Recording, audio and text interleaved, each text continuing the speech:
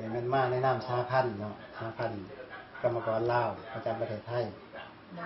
สหพันธ์ในตั้งขึ้นมาเพื่อซอยเหลือคนงานลาวโดยตรง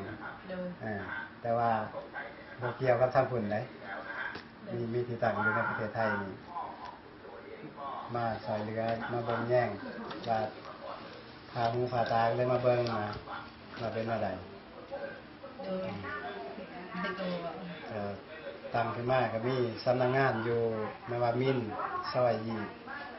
26คันใครต้องการตรงงานก็โทรไปหา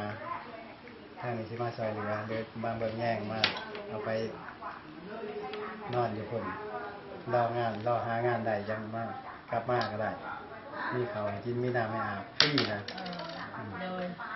ดูแลแรงงานลาวโดยเฉพาะดูแลแรงงานลาวโดยเฉพาะซอยเรือกันคนบ้านเฮาเดียวที่เดือดร้อนแล้วอยากถามว่าไปเฮ็ดจังไดจังเจ็บตาจัง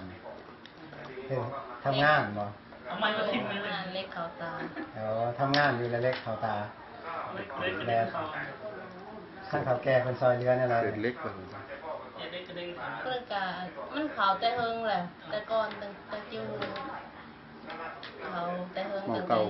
อยู่บอนเก่าแต่อยู่บอนเก่าพุ่นตะกี้มันก็แนมเห็นอันนี้มันก็แนมบ่เห็นไปนั่นแหละเฮ็ดงานนี่ก็มันก็เขาเพิ่นนี่ก็เขาอยู่ตะกี้นั่นเฮ็ดงานอยู่บอนอื่นแล้วมาเฮ็ดอยู่นี่แต่เศษเล็กนี่เขาแต่อยู่บอนอื่นพุ่นโดยเจ็บเจ็บมาก็ออกอาการคิดว่ามันสิบ่เป็นหายแห้งเนาะคิดว่ามันสิเป็นเพราะว่าแนมเห็นนี่แหละและค่าใช้จ่ายใครเป็นคนใช้จ่ายใครเป็นคนจ่ายค่าใช้จ่ายจ่ายประกันสังคมนี่เอาไว้ใส่ประกันสังคมแต่ว่าค่ารถค่าหยังก็ออกเองไปเอง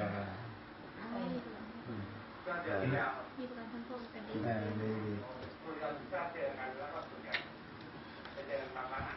ซื้อยังก็ซื้อแล้วก็จะปอดซื้อแล้วก็จะปอดซื้อแล้วก็จะปอดเซโพนบ้านประจำประเทศไทยเฮาก็มาซอยเหลือเพิ่นเนาะดองแย่งดูแลเบิ่งก็มีเงิน1,000สิมาซอยเหลือเพิ่นก็ได้ค่ารถค่าล่างเพราะว่าสาพันธ์เฮาก็หากระตั้งมาใหม่มันก็ทุนน้อยก็ยังน้อยอยู่ครับมีเงิน1,000แล้วหมอเพิ่นจับจึงบอกว่าให้มันยาวๆบ่จับยาวเลยโอเคเห็นแล้วเงิน1,000เนาะให้ค่ารถค่าหยังเพิ่นไปหาหมอช่วยเหลือนิดหน่อยเป็นน้ำใจถ้ามีไผเดือดร้อนหยังก็ได้ประสานงานไปหาเพิ่นอีกนะโอเคใจทุกคนใจหลายตอนนี้ยังแต่ว่าอันไหนมันตอนนี้เบื้องต้นเนาะเบื้องต้นเท่าไหร่